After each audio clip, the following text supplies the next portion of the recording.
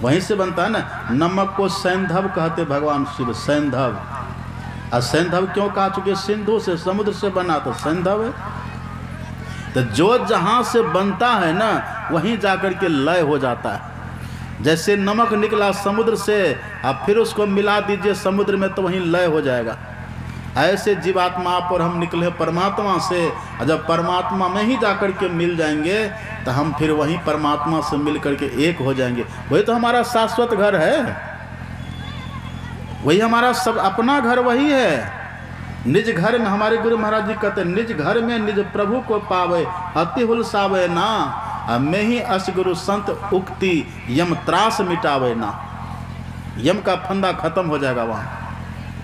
लेकिन ये कैसे करेंगे? इसके लिए भगवान शिव कहते हैं, यही एकदम दिमाग में बैठा लीजिए। इसी के लिए भगवान शिव कहते हैं ज्ञान और योग दोनों रखिए पास में। योगहीनम कथम ज्ञानम मोक्षदम भवति भवो, योगोपि ज्ञानहीनस्तु न क्षमो मोक्ष कर्मणि, तस्मात् ज्ञानम च योगम च मुमुक्षुर्दृढ़म अभ्यसेत। भगवान शिव कहते हैं जिनके पास योग और ज्ञान दोनों रहता है वही मोक्ष के करीब रहता है। सब सुन रहे मेरी बात को?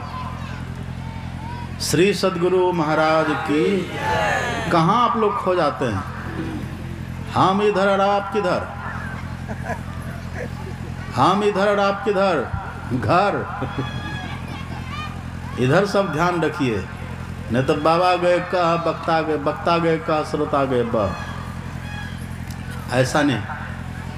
आप ऐसा सत्संगी बन जाइए संत मत का, आपको कोई हिला न सके। संत मत एक सत्संगी थे, आप पढ़िए रामायण में, एक सत्संगी थे संत मत के मनु जी महाराज। मनु जी को हिलाने के लिए ब्रह्मा आ गए, नहीं हिले। मनु जी को हिलाने के लिए विष्णु भगवान आए हैं, शंकर भगवान आए हैं। मांग लीजिए वर, पर ये भजन करना छोड़ दीजिए। मनु जी ने कहा हमें नहीं चाहिए आपका वरदान, चले जाइए। ये है संत मत की दृढ़ता, संत के ज्ञान की दृढ़ता ये है। ब्रह्मा विष्णु महेश भी न हिला सके। तुलसीदास जी कहते हैं कहिए तात सो परम विरागी, तृण सन सिद्धि तीन गुण त्यागी। जो तृण के समान ब्रह्मा विष्णु महेश के पद को ठुकरा दे वो होता है संत मत का अनुयायी, वो होता है संत मत का बैरागी। ये नहीं कि थोड़ा थोड़ा के लिए इधर उधर हो जाए, वो नहीं होता।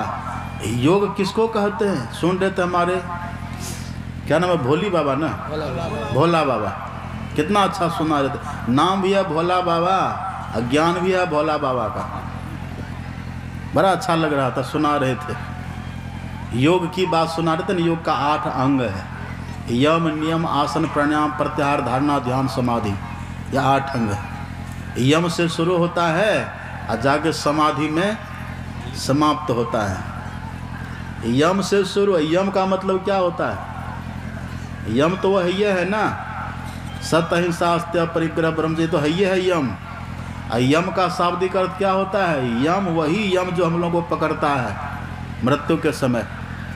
आप योग करना शुरू कर दीजिए, यम तब ये से छोड़ देगा आपको। योग करना शुरू करिए, भजन करना शुरू करिए, यम तभी से छोड़ेगा। और यदि फिर बीच में योग करना छोड़ दीजिएगा तो फिर पकड़ लेगा। ध्यान करते रहिएगा, सत्संग करते रहिएगा तो जम कुछ नहीं कहेगा। लिखा है भागवत में, जमराज ने कहा, हिदायत किया है, जो भगवान के नाम का जप करे उसको छूना मत। पढ़िए ना भागवत का 6ठा स्कंद पढ़िए, पूरा यम और यमदूत का संवाद है वहाँ। जमराज ने हिदायत किया है कि जो भी भगवान के नाम का चिंतन करे किसी भी तरह से, उसके पास तुम मत जाना। आज योग की शुरुआत कहाँ से है? नाम जिह जपी जागही जोगी। जो मंत्र हमको गुरु ने दीक्षा में बतलाया है उस मंत्र का जप करना हम शुरू किए और समझिए योग हमारा शुरू हो गया। और जैसे योग शुरू किए जम उसी समय से छोड़ देगा आपको। अब पढ़िए ना, हमारे गुरु महाराज जी कितना बढ़िया लिखे हैं पदावली में। पढ़िए, हमारे गुरु महाराज जी लिखते पदावली में, प्रभु गुप्त है गुरु प्रगट है, है एक ही दयाल, हरदम रटो कभू न हटो, परिणाम तो है छेड़ेगा न काल।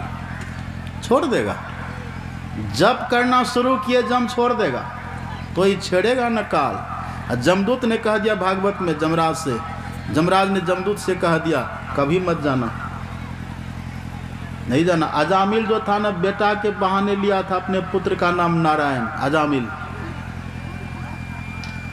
पुत्र के बहाने नाम लेने पर भी देवदूतों ने आकर के जमदूतों को मार करके भगा दिया और अजामिल को बचा लिया है जमदूत से। ये मंत्र की महिमा है, ये है मंत्र की महिमा। कबीर साहब तो कहते सपनों में बर्राई के,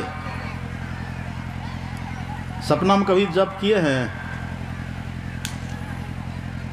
सपना में कौन कौन जप किए? हाथ उठाइए तो। ये माता जी जप किए। तब संत मत में एक से एक है वीर वीरांगना। सपना में जप कौन करेंगे? जो चलते फिरते हमेशा जप करते हैं, जिनके मन में जप के प्रति प्रेम बना रहता है, वही जब बैठेंगे तो ध्यान में भी जप होगा। जो हमेशा चलते फिरते जप करते रहते हैं, देखिए आप किसी भी तरह से जप करेंगे ना तो समझिए योग ही है, वो भजन हो रहा है, आपका लाभ होगा। लेकिन यदि आप तुरंत उसका फल देखना चाहते हैं ना, तो दो गुण को अपना लीजिए। 2 गुण ऐसे जप करिए किसी भी तरह से। तुलसीदास जी लिखते हैं भाव को भाव अनक आलस हूँ, नाम जपत मंगल दिशि दस हूँ। मंगल ही मंगल होगा। लेकिन यदि 2 गुण को अपना करके तब जप करिएगा तो आपको फल तुरंत देखने में आएगा। 2 गुण क्या है? और प्रमाणित गुण है। एक गुण तो वो याद है ना आपको, जब भगवान गए थे माता सबरी की झोपड़ी में, तो भगवान ने कैसे कहा था जप करने के लिए? मंत्र जाप मम दृढ़ विश्वासा। जप में विश्वास हमारा होना चाहिए। अब विश्वास क्या होना चाहिए जप के साथ? हम जो मन ही मन जप कर रहे हैं, मानस जप जो हम कर रहे हैं, जो हमको गुरु महाराज ने मंत्र दिया है, हम जो जप कर रहे हैं ना, ये जप गुरु महाराज सुन रहे हैं। और कभी मंत्र के प्रति भ्रम मत रखिएगा, मंत्र के प्रति भ्रम मत रखिए। एक संत थे, सत्संग कर रहे थे, एक बहुत प्रेमी श्रोता, सत्संग करते करते रात हो गई। जैसे नदी है ना परमानंद नदी, ऐसे वहाँ नदी बहती थी। तो उस श्रोता ने कहा कि बाबा रात हो गई, नदी कैसे पार करेंगे? एक उसको पुर्जा लिख करके दिया, कहा लो इसको मुट्ठी में रखना, चले जाना, डूबोगे नहीं। तो मुट्ठी में रख लिया, गया पैर रखा पानी पर तो डूबा नहीं। कहा आखिर इस पुर्जा में है क्या? तो खोल करके देखा तो उसमें लिखा था राम। एकदम पहले से जानते थे, तुरंत डूब गया वो। विश्वास खत्म हो गया ना, विश्वास गया तो लाभ गया। इसलिए विश्वास रखिए। जो मंत्र हमको मिला है संत मत में, दीक्षा के क्रम में, उस मंत्र में वो मंत्र है, सिद्ध क्या हुआ है, उसको जपेंगे तो सिद्धि मिलेगी। और यदि कहिएगा नहीं ये कौन मंत्र है तो डूबेंगे, तो हम लोग भी डूबेंगे। तो पहला गुण विश्वास, और दूसरा गुण नाम सप्रेम जपत अनयासा। अब भगत हो ही मुद मंगलवासा। प्रेम से जपिए। पहला है विश्वास, दूसरा प्रेम।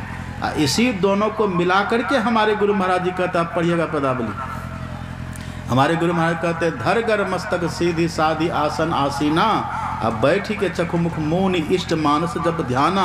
अब देखिए प्रेम नेम सो करत करत। अगर प्रेम से और नियम से जप करिएगा, नियम क्या? यही प्रेम और विश्वास। और नियम क्या? मने मन जप करिए। माला उला के चक्कर में मत रहिए। माला तो कर में फिरे, जीव फिरे मुख माही, अब मनवा तो 2 दिस फिरे, या तो सिमरन नहीं। ये माला फिरत जुग गया, मिटा न मन का फेर, अकर का मन का छाड़ी दे, मन का फेर। मने से जप करिए, ये नियम है। अब प्रेम विश्वास के साथ जपिए। हमारे गुरु महाराज कहते हैं प्रेम नेम सो करत करत मन शुद्ध हो, मन पवित्र हो जाएगा। और जैसे मन शुद्ध होगा ना जप करते करते, जप करते करते जैसे मन शुद्ध हो जाएगा, पवित्र होगा। जप से मन शुद्ध होता है। जैसे आप अपने घर में झाड़ू लगाते हैं ना सब घर को साफ करने के लिए, ऐसे मंत्र क्या है? मन को साफ करने के लिए झाड़ू है। जैसे मंत्र जपेंगे ना तो मन साफ होता है। ये नदी स्नान करने से, गंगा स्नान करने से मन साफ नहीं होता, वो तन साफ होता है। मन साफ होता है मंत्र जपने से। प्रेम नियम सो करत करत मन शुद्ध हो, मन शुद्ध हो जाएगा, पवित्र हो जाएगा। जैसे मन निर्मल हुआ, शुद्ध हुआ, पवित्र हुआ, तब भगवान कहते निर्मल मन जन सो मोहि पावा, मोहि कपट छल छिद्र न भावा। जैसे जप करते करते मन निर्मल हो जाएगा ना, उसी मन में, उसी मानस पटल पर गुरु महाराज प्रकट हो जाएंगे। ये तो मानस ध्यान है, इसी को तो मानस ध्यान कहते हैं। जप करेंगे मन जैसे शुद्ध, बस प्रकट हो जाएंगे गुरु महाराज। जप से इष्ट प्रकट होते हैं। जैसे रत्न से मोल प्रकट होता है। जैसे किसी के पास सोना है तो सोना है 1 भरी, तो उधर पैसा कितना है? 1 भरी का दाम कितना है? 70,000। हम कभी खरीदे नहीं है और आगे संभावना भी नहीं खरीदने की। आप सब खरीदे, 70,000 दाम है ना। 1 भरी सोना आपके पास है, इसका मतलब क्या? सोना को भजाइए और 70,000 पाइए, है ना। ऐसे अगर आपको दीक्षा में मंत्र दे दिया तो समझिए कुंजी मिल गई। अब मंत्र को जपिए और गुरु महाराज का दर्शन करिए। सोना को भजाइए और 70,000 का दर्शन करिए। अगर आपके हाथ में सोना है 1 भरी तो 70,000 कोई छीन लेगा आपसे? भले थोड़ा ऊपर नीचे भाव होता रहता है, पर ऐसे ही यदि मंत्र हमारे पास है ना तो फिर गुरु महाराज हमारे हृदय में आएंगे। मंत्र को पकड़े रहिए, बस किसी भी तरह से जपिए, जपते रहिए। राम नाम मणि दीप धरु जिह देहरी द्वार, तुलसी भीतर बाहिरो जो चाहसी उजियार। देहरी जानते किसको कहते? देहरी नहीं जानते? देहरी कहते जो आपका घर होता है ना, घर का जो गेट है, रूम का जो गेट होता है, बरामदा है ना, वैसे रूम के सामने जो बरामदा है भाग, उसी को देहरी बोलते हैं। देहरी के इधर मकान, घर, कमरा, और देहरी के इधर आंगन। एक मोमबत्ती लीजिए, आप देहरी पर जला दीजिए, क्या होगा? रूम के भीतर भी प्रकाश हो गया कि नहीं, और रूम के बाहर भी प्रकाश हुआ कि नहीं? रात में लाइट गुल हो गई, रात में पूरा खमकौल अंधकार से नहा गया, बिजली ही गुम हो गई। हम लोग भी ऐसे ऐसे तो क्या करते उस समय? एक ऐसी जगह पर दिया जलाइए, प्रकाश करिए, जो भी है आपके पास प्रकाश की व्यवस्था, कि उससे घर के भीतरों प्रकाश हो जाए अब बाहरों हो जाए। तो कहाँ जलाते हैं? द्वार के देहरी, आंगन की देहरी है ना, जिह देहरी द्वार, है ना। ऐसे ही जब मंत्र, ये क्या है? मन, जब मन से मंत्र को जपिएगा ना, अथवा किसी भी जी से ही जपिए ना, अब जपिए मंत्र को, आवाज़ भले मत निकालिए ताकि कोई दूसरा सुन न ले, आप जपिए मंत्र को और देखिए कितना चमत्कार होता है। बाहर भी आप चकाचक हो जाइएगा, इधर भी कोई कमी नहीं रहेगी, न धन से, न पद से, न प्रतिष्ठा से, न स्वास्थ्य से। स्वास्थ्य भी आपका टंच रहेगा, सब व्यवस्था होगी। अब भीतर भी आंख बंद करिएगा, जब बढ़िया से करिएगा, आंख बंद करिएगा तो गुरु महाराज उधर भी दिखेंगे, खोलिएगा इधर भी दिखेंगे गुरु महाराज। और यदि कोई गुरु महाराज का भी दर्शन कर ले ठीक से, इसी को कहते मानस योग। ये है ना योग, ये मानस योग हो गया। और जो दोनों काम कर लेते हैं, जिसको अपने भीतर में गुरु महाराज जी दिख गए, उससे वृत्ति और शुद्ध हो जाती है। प्रथम ही धारो गुरु को ध्यान, हो श्रुति निर्मल, तब क्या होगा? हो बिंदु ज्ञान। तब हो जाएगा दृष्टि योग। यही योग है, मानस योग, दृष्टि योग, अन्नाद योग। यही तीनों योग का जिसको ज्ञान हो जाए ठीक ठीक, और तब बैठ कर के योग करे, तो भीतर से ऐसा ज्ञान प्रकट होगा आपको, जो ज्ञान ही आपको मोक्ष देगा। ज्ञान ही मोक्ष देता है। आप कहेंगे कि बाबा ज्ञान कैसे मोक्ष देता है? जो आप जप करेंगे, जप करने से भी ज्ञान प्रकट होता है। गुरु महाराज का ध्यान करने से ज्ञान प्रकट होता है। इसको जप को कहते ब्रह्म बीज, मंत्र को ब्रह्म बीज भी कहते हैं। जैसे बीज है ना आपके पास, आम का बीज, उसको गाड़ दीजिए धरती में तो फल आता है कि नहीं? गेहूं का बीज आपके पास है, बो दीजिए धरती में तो फसल आपको गेहूं मिलेगा कि नहीं?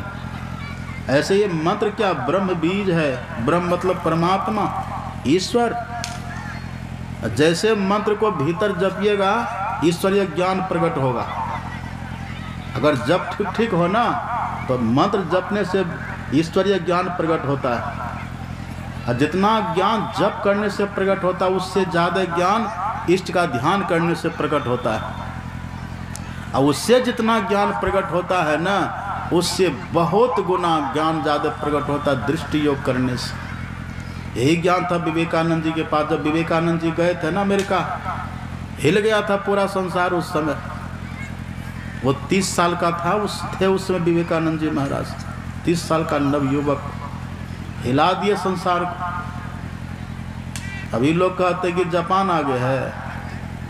जब विवेकानंद जी वहाँ बोले ना, तो वहाँ शिकागो के धर्म सम्मेलन में, वहाँ की जो यूनिवर्सिटी जो सबसे बड़ा, कौन यूनिवर्सिटी है वहाँ अमेरिका में, वही शिकागो। वहाँ के जो थे बड़े बड़े प्रोफेसर, उन्होंने कहा विवेकानंद जी के लिए, he is learned beyond learning. ये विद्या के परे का विद्वान है। अब भारत के रहने वाला ये हलछाप विद्यार्थी, पता नहीं तो इधर चले गए उधर। लिख करके दिया कि जापान आगे, अरे आगे है। भारत में ऐसी विद्या है ना, ज्ञान ऐसा है ना। एक ऋषि यदि अभी है, अभी एक महापुरुष ऐसे अपने देश में है जिनके पास कई देश से ज्ञान के लिए एप्लीकेशन आता है। हमको ये ज्ञान बताइए, एटम बम का ज्ञान बताइए, नाम नहीं कहेंगे आपको, हैं? वहाँ का प्रोफेसर कह रहा 30 साल के युवक को, ये भारतीय विद्या के परे का विद्वान है। अब भारतीय हल छाप विद्यार्थी कहता है कि जापान विद्या में आ गए। कैसा आदमी है वह? तरस आती है। अपने देश पर गौरव रखिए, स्वाभिमान रखिए। विवेकानंद जी जा रहे थे, बार कहीं नाव में पार कर रहे थे, स्टीमर पानी में चलने वाला पार कर रहे थे। किसी ने भारत की निंदा की, कहे भारत के लिए कुछ मत बोलना। फिर बोला, कहा 2 बार हो गया, अगर तीसरी बार बोला ना, नाव से उतार करके नदी में डुबा डुबा के मारेंगे। विवेकानंद जी महाराज अपने देश की निंदा। स्वामी रामतीर्थ कहते थे भारत मेरी माँ है, वह मेरी माँ की छाती पर बैठ करके आघात प्रतिघात करे, हम कैसे देख सकते? ये स्वाभिमान कहाँ जड़ गया आज के युवकों का पता नहीं चलता है। ये भौतिकता का अंधी दौर में ऐसा अंधा हो रहा है। ये विदेशी शिक्षा पद्धति को पढ़ करके गुलामी की जंजीर, गुलाम आज़ाद तो कहते हो गया, अभी गुलामी की जंजीर अब भी पहने हुए यहाँ के युवक। तोड़िए इस जंजीर को और अपने देश, अपने ज्ञान की गरिमा को अपनाइए। देखिए ऐसा ज्ञान मिलेगा। और यदि किसी को अपने भीतर में साधना करते करते सार शब्द मिल जाए ना, बिंदु के दर्शन से व्यक्ति अंतर्जामी हो जाता है। अंतर्जामी का मतलब क्या?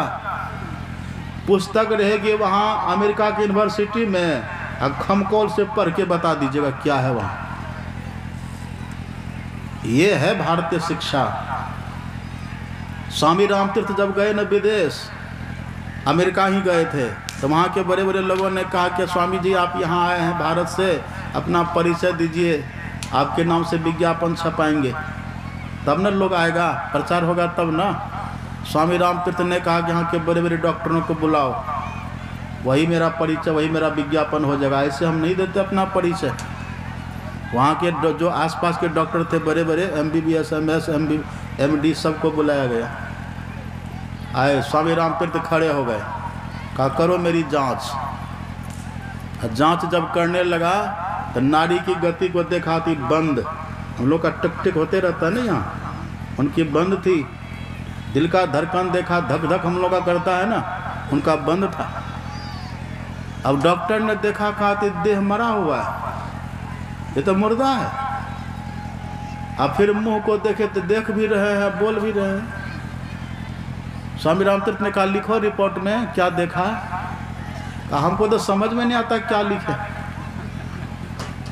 कहा करो अपनी विद्या का प्रयोग, लिखो जो तूने जांच में पाया सो लिखो। कहा स्वामी जी अगर हम जिंदा लिखेंगे तो लक्षण तो मुर्दा वाला आपकी देह में। कहा मुर्दे लिख दो। कहा मुर्दा कैसे लिखेंगे, आप बोल जो रहे हैं। देखिए स्वामी रामतीर्थ ने कहा था यह हमारे देश की योग विद्या है।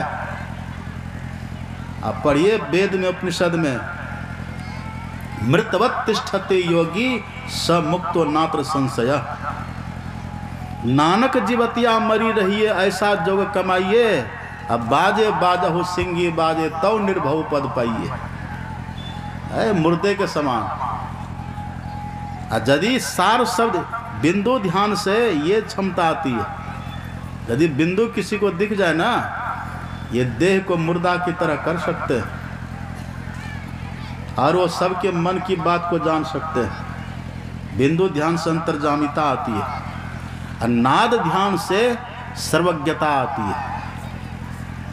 और सर्व किसको कहते हैं? सर्व मतलब प्रकृति।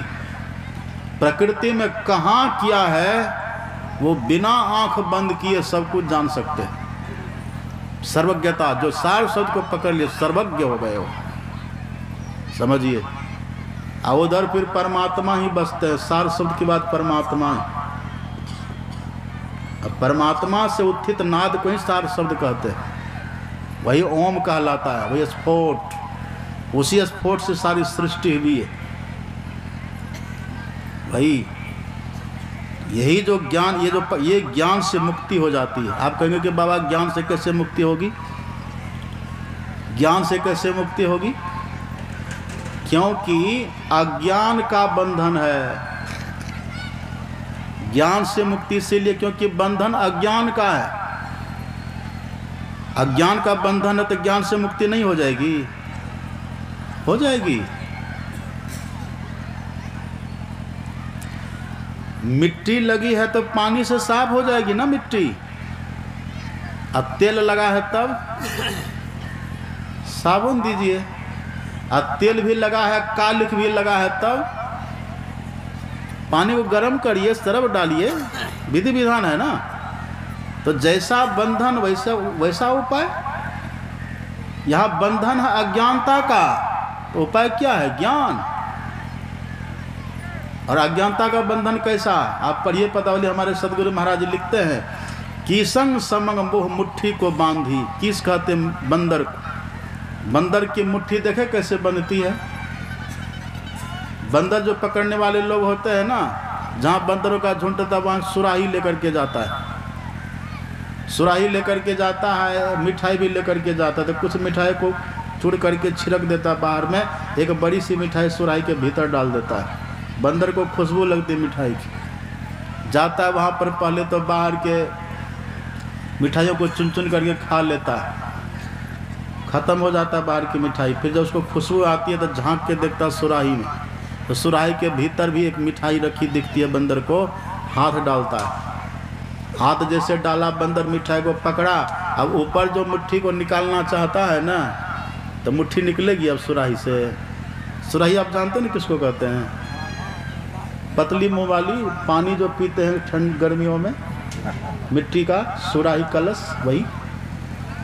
अब ऐसे हाथ निकालना चाहता बंदर, पर मुट्ठी बंध जाने से निकल नहीं सकता है। अब बंदर को भ्रम क्या होता है, किसी ने मेरे हाथ को इसके भीतर पकड़ लिया।